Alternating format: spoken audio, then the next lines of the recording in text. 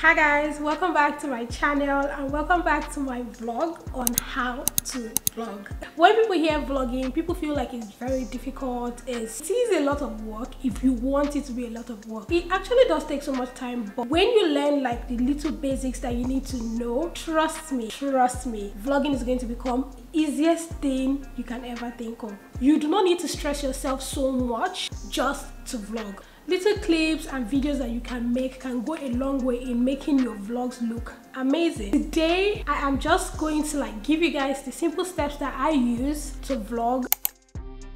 Starting with my camera, I use a Canon M50 and this camera is not on the small side, neither is it on the big side. I feel like in between. I use it for vlogging, I use it for sit down videos, I use it for whatever I decide I want to use it for. So another thing that I use to vlog is my iPhone.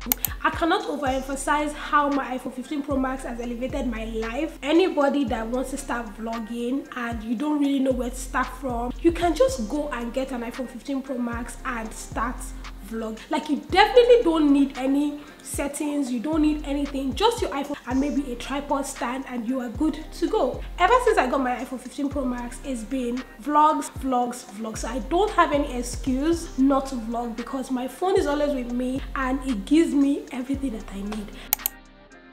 For my lenses, I use a Sigma 16mm. That is what I'm currently filming on. I like this lens because it is super clear, especially when you want to make close-up videos. Aside it being on the big side, I really do love this lens and that is what I have been using on my Canon M50. The Canon M50 comes with a 15 to 45 millimeters lens. That is the kit lens that comes with your camera. That lens is so nice as well because it gives you the option of, you know, zooming in and zooming out and adjusting your frame as you want. However, the 16mm I'm currently using right now does not have that feature. Okay, it's just a permanent lens and it just gives you just a fixed angle.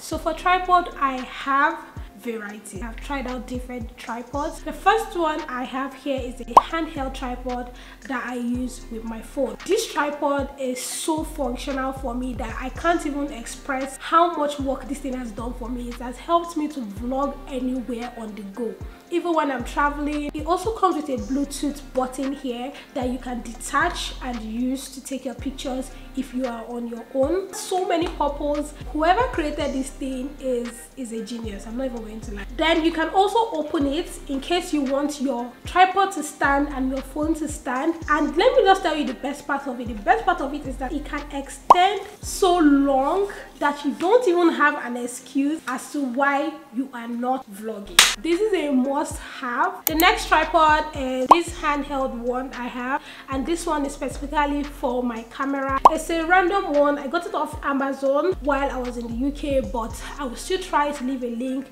to see where you can get it here in Nigeria. So the next tripod I have is this one that has gimbal stabilization. I got this off Amazon as well. So what it does is that you need to charge it so that it can come on when you want to use it, and what it does is it helps you to stabilize your phone. So if your phone does not have inbuilt stabilization, that is when you're filming and your videos are like very shaky, then definitely need something like this. It opens up like this, closes up as well. It can also stretch, and this is the farthest it can go.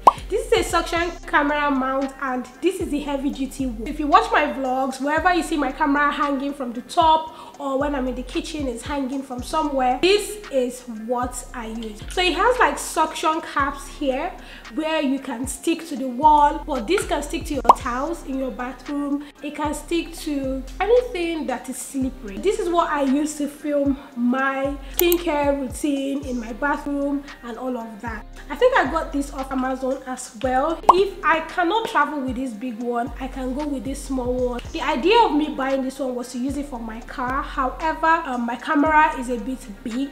On my Qatar trip, this is what I carried as opposed to carrying this very big one.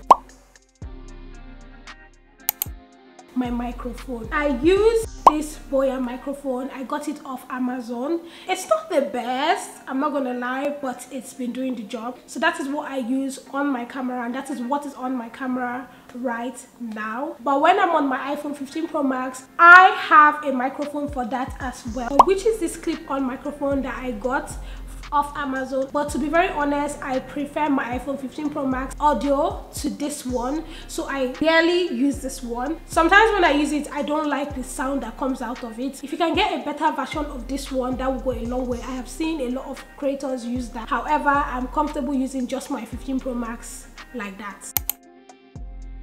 Natural light whenever I'm using my phone. I also use natural light sometimes when I'm using my camera. However, I still have lights that I use. I have this newer light that I got. I used to mount this on my camera to get more light. So like I said, my lens is Sigma 16mm. Whenever it's in a very bright place, it allows a lot of light to enter into the lens, making my video clearer. It's okay in low light, but it works better with more lightning. So I had to get this newer that I use. This was what I was using up until I got the new one that I am currently using now, which is the one that is on my camera now. And as you can see, it's making my video look very bright. I don't need a ring light. I do not use a ring light. Currently where I am filming is dark. The only light that is turned on is the light that is on my camera and this one behind me. This is to just show you how powerful this light is. For storage, I have an SD card, and I have this newer bag as well that came with that light. I have ended up using it to keep my microphones, my cords, they all go in this bag so I don't lose them. For storing data, I have my hard drive. This is what I use to keep all my vlogs. So currently in this hard drive, so I have a file for vlogs, I have a file for vlog clips, I also have file for my wedding. Everything you guys have seen me do is on this hard drive, and I also have it coupled with this thing that can go into my laptop. I edit on my MacBook Air. All I do is just put my cord through my hard drive into this and I am good to go. As for exporting videos from my camera, I use a Canon, so we also have something called like a Canon app, and on that app you can use through Wi-Fi connection to, you know, get all your images and everything into your laptop. Next step would definitely be script writing. Like, there's anything you want to take from this vlog, are you hearing me? Take script writing. Script writing is just outlining how you want your vlog to be. So there are two types of vlogs. There is the planned vlogs and the unplanned vlogs, and on my channel I do both. There are some days I wake up, I'm like, okay, no, I'm in a vlogging spirit, I want to vlog, and I'm just freestyling it and just, you know, but in my head I have it that in as much as I'm freestyling, this vlog should make sense. Like, it makes your work easier. Do you know why? Because when you script write, you already know that, okay, these are the scenes that I need for this vlog, and I don't have to waste my time filming a lot of unnecessary things. Everything follows a sequence. In my vlogs, I try as much as possible not to start a vlog just from nowhere, okay? So if I'm starting a vlog, I have to make sure that it's starting with me doing something or me starting something. Okay, so it's just like the way you watch a movie. Movie has the beginning and it has the end.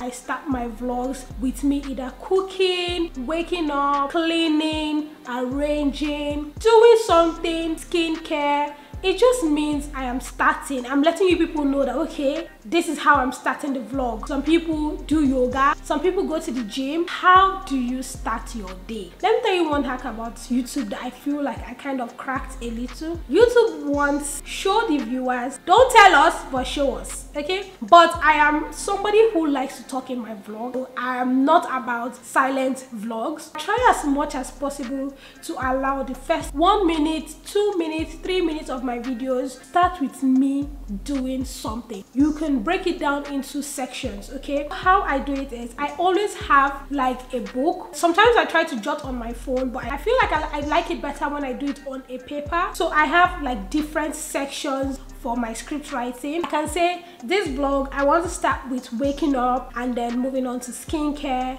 and then doing my hair and then making myself breakfast and then getting dressed before talking to my audience, okay? Or I can decide to say, I don't want to do all of that in this vlog. I want to start off this vlog arranging my corner, doing laundry. You can just arrange it into sections, into shorts, and into how you want to film your vlog. I go ahead and say I want to start this vlog by waking up, and I just don't want it to be me just waking up, okay? So I go ahead to say, okay, under waking up section, I'm going to film different angles in my room. I'm going to film different objects in my room. I'm just going to show the state of my room. I just break down the script into what I want to do, and with that it's easier for me to vlog. Okay, so that brings us to the third step, which is filming your angles.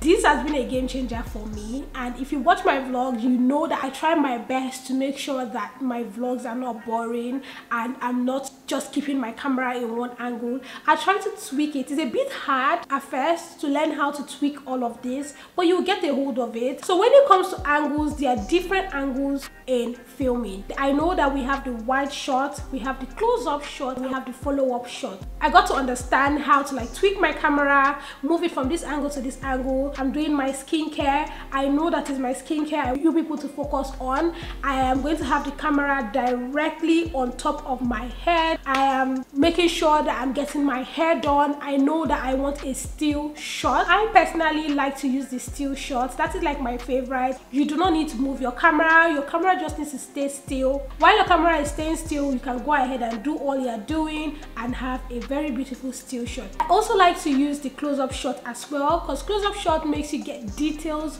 of things that you feel like the wide shot cannot give. The last shot is the wide angle shot, where like, you are really far from the camera and the camera is capturing like almost everything in your room, everything that is going on. When I'm filming, I want to do the laundry, I try to put my camera in the washer and then I put my clothes inside. It's giving you guys the illusion of, yes, she's doing her laundry. Even though I'm filming and I am not talking, I feel like my audience understand what is going on and they are following through with what I am showing them.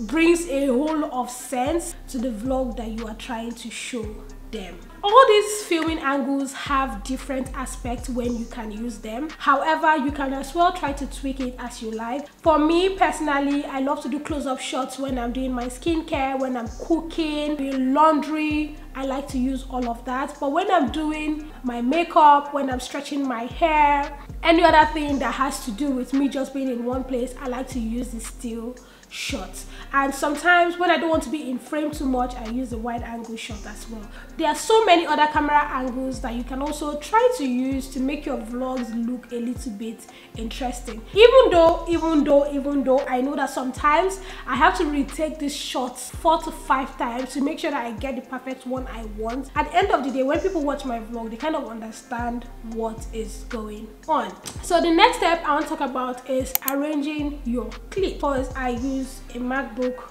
Air. Whenever I film on my camera gives all my footages a sequence number. Same thing with my phone. So whenever I export it into my laptop, it all comes in an arranged manner. Okay, so I don't have to go through the stress to arrange anything or do anything. They're all arranged sequentially according to order, but the only thing my laptop does is that it divides them.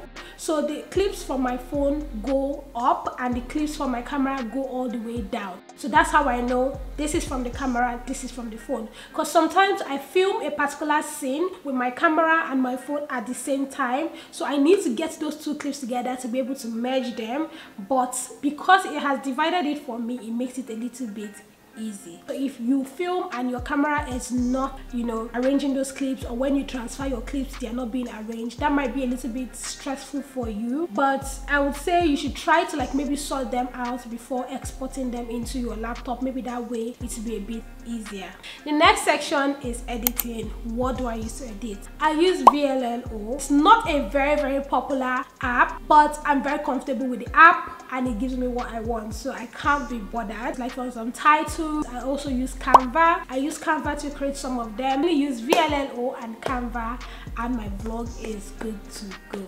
VLLO is very good. It's user friendly. If your first time editing, I'm sure you understand. It's very easy to use. It has a lot of tools and you have to just get familiar with the ground and then you are good to go. I try to make sure that I implement timestamps or I put a sound just to awaken people's knowledge that yes, you are watching a vlog. And I use all of that from VLLO. Voiceover, picture, name it. It has all the features you can think of. Another thing I like to do is after I finish exporting into VLLO and I start editing, I try as much as possible to take out any breakout section. I don't know if you know what breakout section is, like pauses you make when you talk. If you watch my vlogs, you'll notice that the moment I'm stopping here, I'm continuing with my next statement. I'm not waiting for that pause. To be honest, I feel like me personally, when I'm watching a vlog and somebody's having a pause for a long time, I feel like my attention span just switches off. So I was like, okay, why not put that in place of people that are watching your vlog? If you feel like you get tired when you hear people pause, especially in vlogs, why not take it out of your vlog and see what it does for you? And that was what I did. So I went ahead to implement that in my vlogs. I try to take out the pause as much as I can.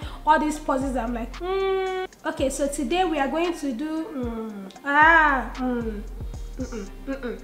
I don't like them. I don't like pauses. And luckily for us, VLLO has a section where you can take out those pauses automatically. However, I do my own manually by myself because I do not want it to cut out some parts that I'm talking about.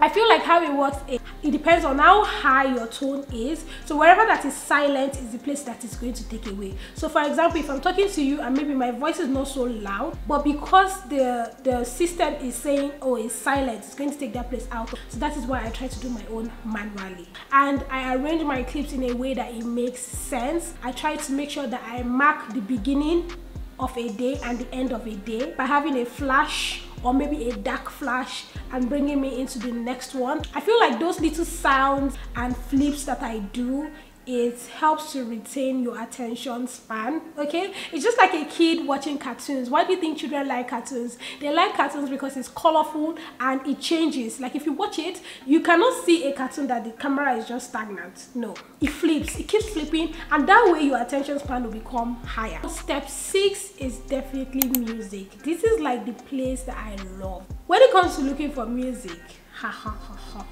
I love it. I love. So now that you have your clips arranged, you have edited, you've removed your pauses, you've added everything that you need to add, you need to spice up that vlog now, auntie. Spice mix up the vlog, okay? And there is one big thing for me. I don't even care what I'm filming, but if my music is not syncing, I'm not gonna post that vlog. So one thing for me is music. I am very, very big on music because I feel like there's a connection between when people watch and when the music rhymes. I feel like if I'm watching a vlog and the person's music is sinking into what the person is doing, it just gives off these sweet vibes. I'm not going to lie. So I do not skip music, even if it means me posting late because I'm searching for music. I'll post. Guys, let me be honest, the times that I have been inconsistent and I'm struggling to put out a vlog, what is holding me back is the music, and I don't know why. Like, it's just the music. When I'm not feeling that this music is rhyming with my scene, I do not go ahead with it. For music, I use Epidemic Sound, and the moment I found Epidemic Sound, it was just a game changer for my vlogs. Absolutely a game changer for me. Epidemic Sound needs a subscription, so I do a monthly subscription of £15. Yes, it's not cheap. £15 is what I'm paying. However, I'm trying to convert it back to Naira because I used to pay that amount when I was in the UK, okay? But trust me, it is worth every penny. Okay, worth every penny. Let me tell you how to use music. Using music is not just picking one music and just putting it there and doing that. The moment I realized that music is what makes my vlog my vlog.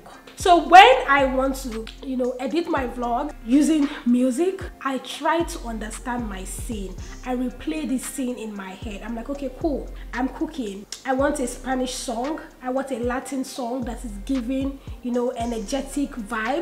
Anyways, if you use Epidemic Sound, you will know what I'm talking about. You can search for songs through mood. You can search for songs through the beat. You can search for songs through type of video you are filming. Epidemic Sound is just so good. I spend most of my time on Epidemic Sounds than on editing. So it doesn't take me so much time to edit. What actually takes my time is music. Because Sophie that you know, I do not like to repeat songs because I feel like for every vlog, something has to make it unique. And it's the song. It is the song. But the idea is you can also create a list where you have different songs you want to use for your vlog.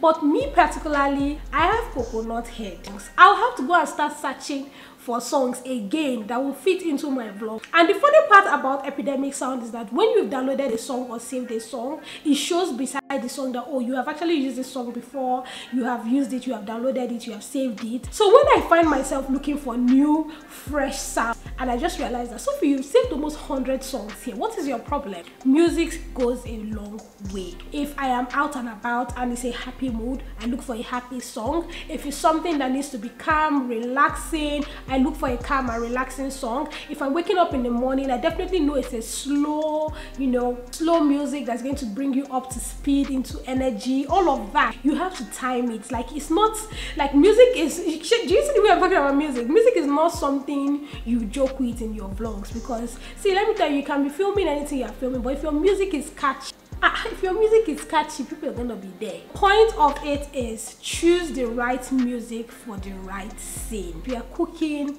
it's a different music. Do you know, if I have like 10 scenes in a vlog, I want to pick 10 different music for that vlog. I don't mind. Scene comes with a different vibe. I don't know if I've explained this thing a lot, but if you can find time to sit down, pick out your music based on your scene. If you watch movies, you will know. If something bad is about to happen, you cannot start listening to a happy song. If you are sad, you cannot start listening to a happy song. If you are cooking, we know you have to be jiggly. Like, it's cooking, it has to be fast paced. So your music goes a long way in making your audience understand emotionally what is going on. I've had a lot of comments about where do you get your music, where do you get your music, where do you get your music. This vlog is for you. Now I've told you guys where I get my music and how I try to make sure that my music sync into my scene and making it come out the best that it can. Last step I want to mention is post it. Sis, post that vlog. Post it. Do you know, the funny part about YouTube is it just takes one video, and your life is set. But the thing is, when you start to have double mind, or what do you think people will think, or what do you think, post it, because if you don't post it, you will never know. If I didn't post some videos I posted, I would never have known that, oh, people do not like to watch my vlogs when I start with talking. So what I want to say is that if you are done with all of this and you are scared, you feel like you never can tell what will happen, post it. The funny part is that most of the vlogs I was overreacting about, or the vlogs that I was thinking twice about posting, are the vlogs that actually did very well. Some of the vlogs that I was like, what am I even posting? There's a particular vlog, I think that was when I came back from Qatar. So I was like, there's nothing interesting in this vlog. That's what I was telling myself. I'm like, it's just like me unwinding from the trip and like the aftermath of a trip. So it's like, cool, should I post this or should I not post this? I ended up posting that vlog, and that vlog has 1,000 views. Compared to the other ones that were planned or organized, that vlog actually did well, surprisingly. So what am I trying to say? Post your vlog, learn from it. You find what you know works for your audience, you change it and tweak it in your next vlog. That's what I do. If I finish filming this vlog, if I see how people react to this one, it will determine whether I'll be able to film another one. It will allow me know what exactly to tweak in my vlogs that will make people, you know, interested and enjoy it. That is all the tips that I have, you guys. I am no filmmaker, I am no extraordinary person, but these are like the few things that I've been able to implement in my vlogs, and to be honest, so far they've been progress. Also, just know what your audience like. I think that's just like the basic of it. Be you, be authentic. That is the end of our vlog. If you have any other question, filming, vlogging, just let me know in the comment section down below and I will reply as soon as I can. So for now is please subscribe, like and share. I'm going to see you guys in my next vlog. Okay, so bye.